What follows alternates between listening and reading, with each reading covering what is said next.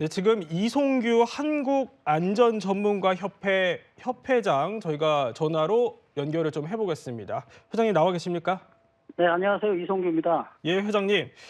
지금 계속 사고 소식 듣고 계실 텐데 사망자가 네, 96명으로 현재 늘고 있습니다. 네네. 네, 이 회장님 지금 상황 좀 어떻게 진단하십니까? 그러니까 지금 우리 탑승자가 지금 181명이지 않습니까? 예, 그런데 지금 사망자가 지금 뭐 80명, 뭐 90명 계속 늘어나는데 그 확인된 어떤 사망자고요. 앞으로 이제 사망자가 계속 더 늘어날 걸로 생각하고요. 이렇게 추가적으로 또 실종자도 좀 발생할 것으로 예상되고 있습니다. 실종자도요. 네, 그렇습니다. 둘이 갑자기 이렇게 큰 그 화마가 있었기 때문에 예. 전소된 어떤 실종자도 발생할 수 있을 것으로 예상됩니다. 그렇군요. 지금 전남 소방본부에서 사실 대부분 사망한 것으로 추정한다 이런 입장을 밝히기도 했고요. 현재 네네. 상황 보시기에는 사망자 수가 더 늘 것으로 보십니까? 어떻습니까? 그렇죠. 당연히 그렇게 예측이 되죠. 지금 사망자 숫자는 뭐 앞에서 이야기했었지만은 확인된 사망자 숫자죠. 그래서 181명의 나머지 숫자는 사망자가 확인이 안 됐을 뿐이죠. 근데 시간이 점점 가면 사망자가 확인되기 때문에 사망자는 시간에 따라서 181명 가까이 늘어날 수 있다. 이렇게 예측이 충분히 가능하죠.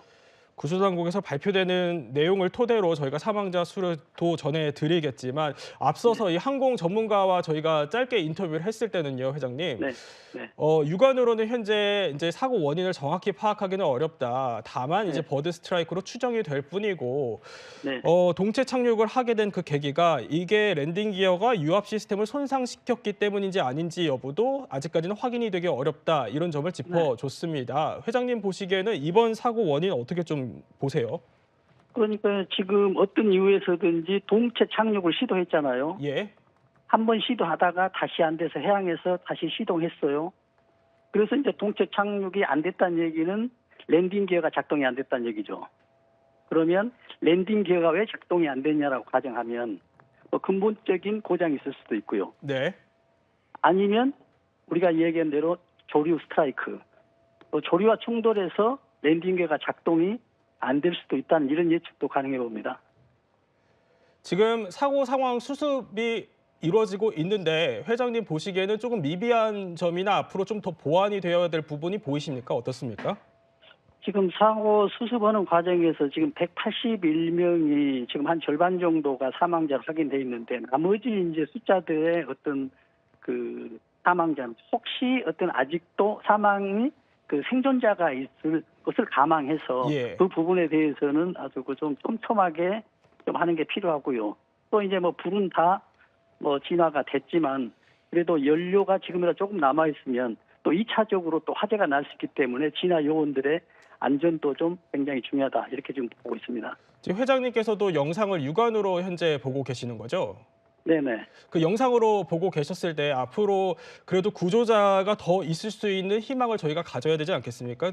그렇습니다. 예, 그 가능성 좀 어떻게 좀 보고 계십니까? 그렇습니다. 지금 객관적으로 봤을 때는 182명의 상당 부분이 이제 그 사망자라고 볼 수 있지만 그래도 우리가 어떤 뭐 기적이라는 측면에서 그래도 아직 목숨이 남아있는 그런 사람들이 있기 때문에 어떤 전문적인 어떤 특수한 접근으로 인해서 최대한의 어떤 그 기법을 활용해서 신속하게 구조하는 것들이 좀 필요하다고 봅니다.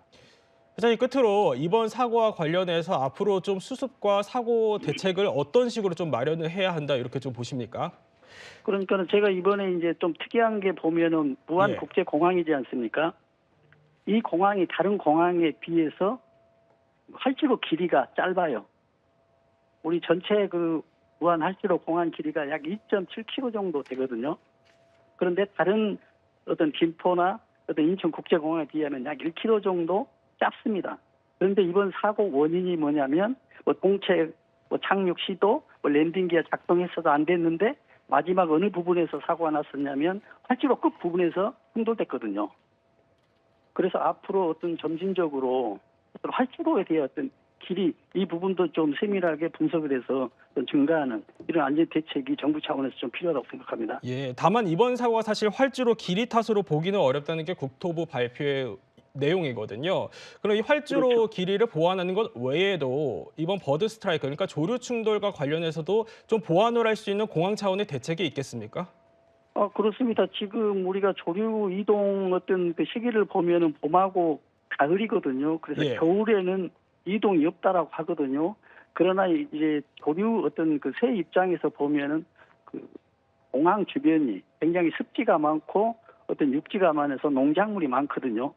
그래서 당분간 어떤 생활하는데 아주 좋은 곳인 이제 공항 주변으로 볼 수가 있어요. 그렇다는 얘기는 공항 주변에 겨울철 같은 경우는 이제 충돌, 버드 스트라이크, 뭐 조류 충돌 이런 것들이 굉장히 위험하기 때문에 이거에 대한 어떤 세부적인 어떤 대책, 어떤 계절별로 어떤 조류 스트라이크에 대한 어떤 대책이 좀 수립해야 된다. 이런 내용을 좀 말씀드립니다. 예, 회장님 알겠습니다. 고맙습니다. 네, 감사합니다. 예.